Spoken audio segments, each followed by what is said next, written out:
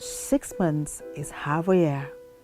Most projects, programs, goals, visions, and aspirations proposed at the beginning of every new year would have been almost realized or completed. In an academic year, a student would have been halfway through with their studies for that year. Yes, it is this 6 months in this year 2022 alone, half a year, that university students in Nigeria have been idling at home without school, without jobs, a situation that has frustrated many. As a victim, first of all, I am a MSc student and my matriculation number is bearing 2018. After struggling with the first strike before the COVID-19 and resuming back to school after the COVID-19 incident, and to stay in school for just a semester has drained my resources. And so many parents who have paid for rent, school fees for their what, honestly, they are in pains today. Imagine myself with a matric number of 2018 for MSc since 2018. This is 2022. This is 4 years down the line, and I'm unable to finish my MSc. At exactly when I was supposed to defend my thesis in February, that was when the last strike was declared. And I have paid for that defense. And I don't know if I resume whether that money will still count. So you can see the impact to my post.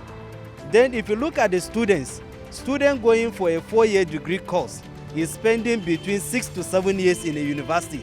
You know, that can affect that student mentally, if not psychologically.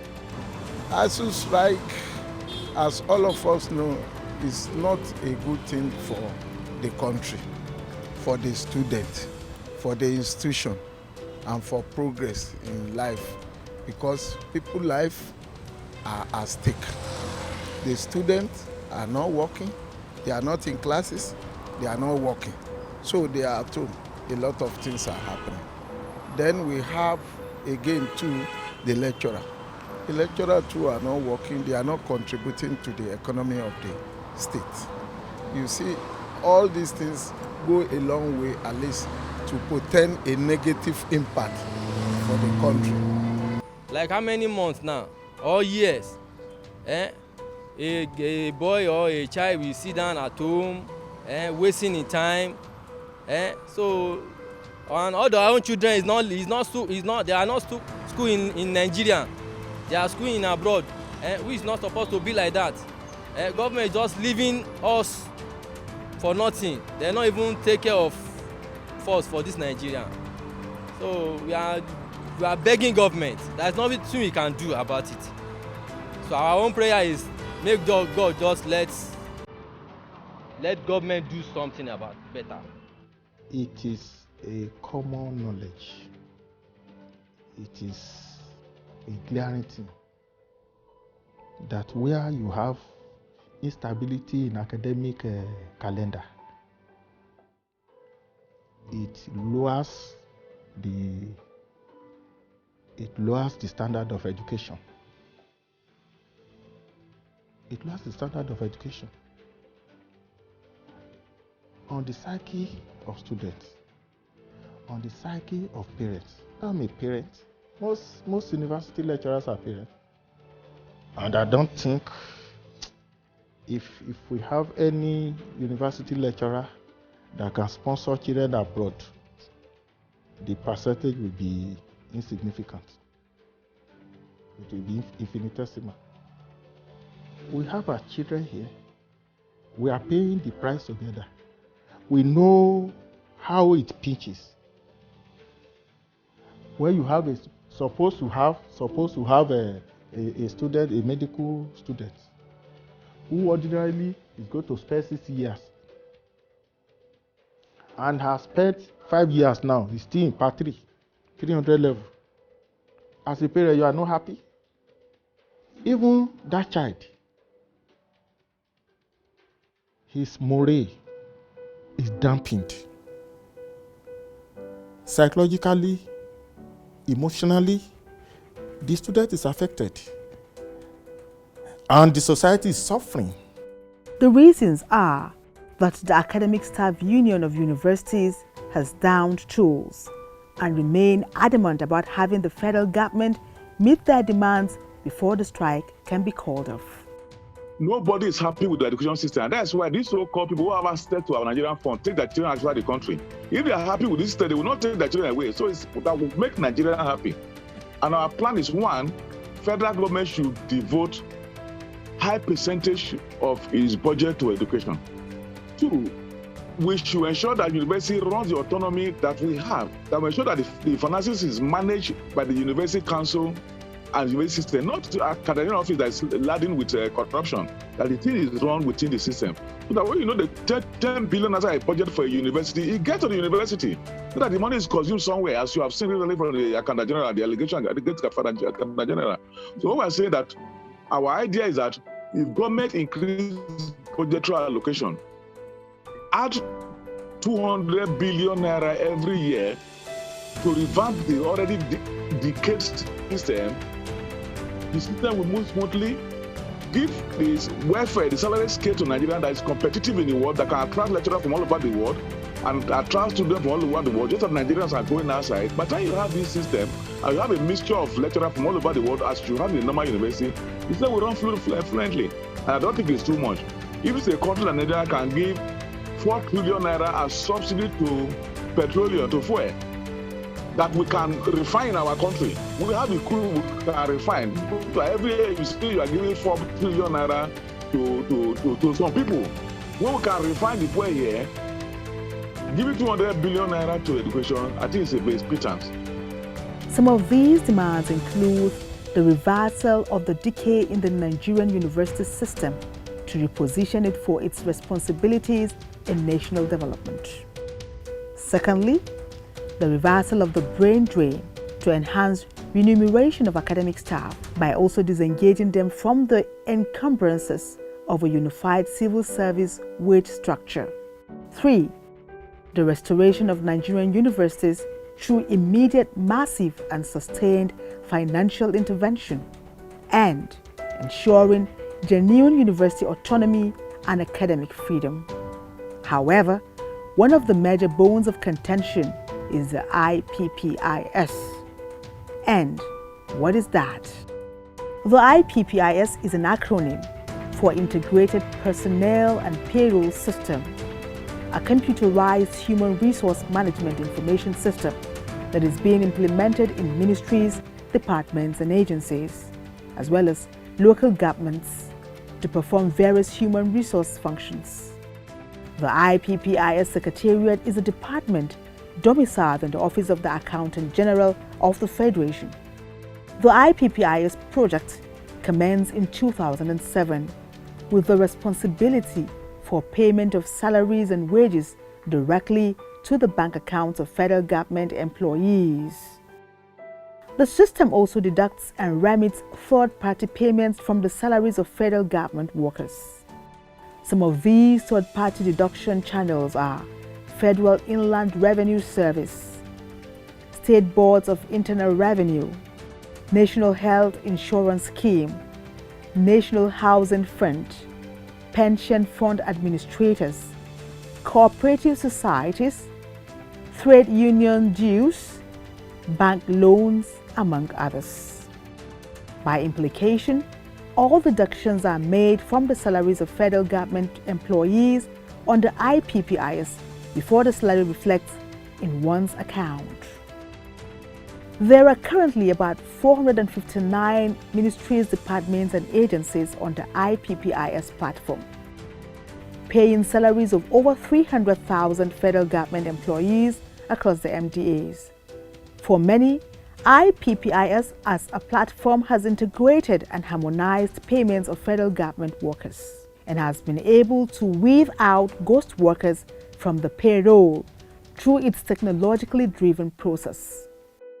However, the Academic Staff Union of Universities, ASUU, is not willing to buy into this, hence pressing on with its universities' transparency and accountability solutions, UTAS, as a substitute to the federal government's preferred integrated payroll and Personnel System, IPPIS. For this reason, in 2020, ASUU embarked on a 9-month strike, principally to kick against the continued use of the IPPIS and the refusal of the federal government to adopt the University Transparency and Accountability Solution developed by the union. The issue is that the ASUU has said that IPPIS does not meet the peculiarities of academic work in terms of being an academic. That there are peculiarities in the academic environment that differs from what you have in the core civil service, and that therefore it is not in the best interest of the academic system for IPPIS to be developed in the Nigerian universities and other tertiary institutions. And ASUU did not just say that it doesn't meet their own peculiarities. They came up with an alternative. And the government itself has affirmed that that alternative is something that can work. But unfortunately, the go-ahead for it to be deployed has not come, for whatever reason it is. And even from the reports we get from where in those institutions where IPPIS has been deployed, it has been shown that it's not foolproof. Despite IPPIS, we still have the incidence of ghost workers in the civil service. So for me, the best would have been for government to sit and say, okay, ASUU, you have told us that this thing does not meet certain peculiarities with regards to the work your members do. This is an alternative. Can we test on it for the next 5-6 months and see how it performs? That's what I think any serious government will want to do, rather than just sticking to your gun that it's either IPPIS or nothing. No, nobody does that. There's always an alternative to almost everything in life. The IPPIS we learned is a platform for payment of salary, civil servants' salary. Yes, nobody is saying that anything is wrong with it. If I allow that, it's a World Bank initiative.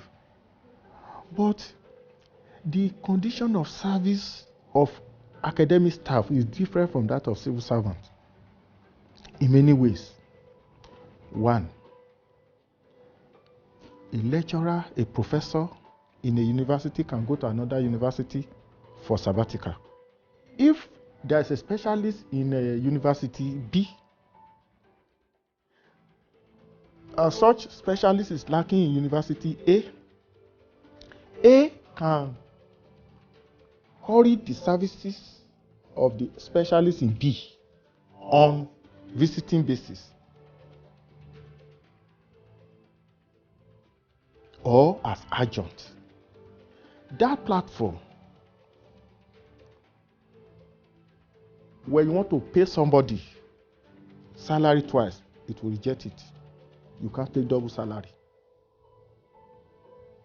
And so what obtains in our institutions now, in our universities now, especially the federal university, is that somebody cannot move from Ahmadu Bello University to University of Ibadan for sabbatical. Otherwise, the person will not be paid. The platform cannot pay double salary. If a university has teaching hospital and there is need for the services of a consultant in Ife, but we have such a consultant in Ibadan, that consultant in Ibadan cannot come to Ife on visiting basis. ASUU now said, no, this is different. University academic service is different from civil service. Let us serve our own. And ASUU went as far as developing their own platform called UTAS. And what does it take the government to say, okay, if there are no ulterior motives, what will it cost any government? Say, okay, let us use this for academic staff. And the reason is not far-fetched. The reason is not far-fetched. Everything bears down corruption. Because we learned that a lot of shady deeds, that platform lends itself to many shady deeds, corrupt tendencies. We've heard a lot of things. of people's name surfacing on that platform, people who are not in government employment. And as we say, let us have our own platform. And if you are not ready, let us wait and continue to look at one another and see what will come up at the end of the day. You want to look for how to pay salary, you run abroad. When the University of Abuja can develop that for you quickly, within 3 months, free of charge. So that is it. The government does not patronize the university where all the egghead, all the professors are. They don't patronize them. They prefer to go abroad and bring one messenger to come out. They say we have a white, we have a foreign partner. So that is the problem. So Abuja is not different from any other university. They are not treated separately. They are not consulted by the University of Abuja authority. That is the problem we are having. What they actually want is to collect money from the universities. That is why we are on strike. There has to be a paradigm shift in how we run the system. University of Abuja to be allowed to run on its own. Not that University of Abuja want to build a toilet. They must go to Bureau of Public Procurement. They must go to Office Accountant General because you want to build a toilet. When the university have all the paraphernalia of consultancy, they need to build their toilet or to build a lecture theater. But in this country, if investors want to build anything, you have to go and get permission from the Bureau of Public Procurement. Is that correct? Where is that done in the world? And the process, the money you have used for that is squandered away for these people. So that's the problem we're having today. We say, let's have our own autonomy. In the 60s, 70s, when universities ran on their own, everything was moving fine. We didn't have the problem we're having today where the university is big gag. A vice chancellor wants to employ a staff, a professor he has seen somewhere that is very good. He has to get permission from a head of service. Is that done anywhere in the world? So that's a crisis. The issue unresolved resurfaced as one of the major bones of contention in this year's strike action. Despite several meetings between ASUU and the federal government that always ended in a deadlock. According to ASUU, government has no business in negotiating salary for university staff, as that is the responsibility of the governing council of the universities, if the issue of university autonomy and academic freedom is to be considered in the true sense. But then, the continuous disruption of academic calendars will have negative implications on the growth and development of any nation that is serious about developing its youth for future responsibilities. We now have what we refer to as need assessment report, which the government set up. And the report is very clear on the status of our universities. We're in the university, we're using stove as a Bunsen burner. It's a university, students are sitting on bare floor in a classroom that cannot take more than 100 and you have 1,000 students hanging on windows. But laboratories are not just there. Those that are there, no equipment. That's why the quality of our graduates we are turning out is horrible. And that's why we are on this struggle. Let's have graduates that you can compare to anyone in the world. And what is the side effect? I can assure you, my dear, that in the 70s, 80s, and early 60s, no building was collapsing in Nigeria. But today, there is no day building does not collapse because of the poor degree of people we are turning out. And those who come out, because they have godfathers, they get good job that regulates these people. And if you don't have the proper training, how do you regulate? And today you are seeing building collapsing. Even the 21-story building collapsing in Nigeria. That is the tragedy of what we are doing to ourselves. The issue of ASUU is beyond money. And that is why, when I heard that they said this man that owns Berekete said he wants to raise money for ASUU, I was just laughing. I know those things will not work. We are talking about privatization of the system. Number one, let us look at all those universities that have been built more than 20 years, 30 years ago. You said the same structure we should continue. Haba.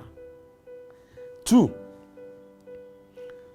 you are saying we should still be going to, ASUU should be, lecturers should be going to class and be using shock to teach in this 21st century.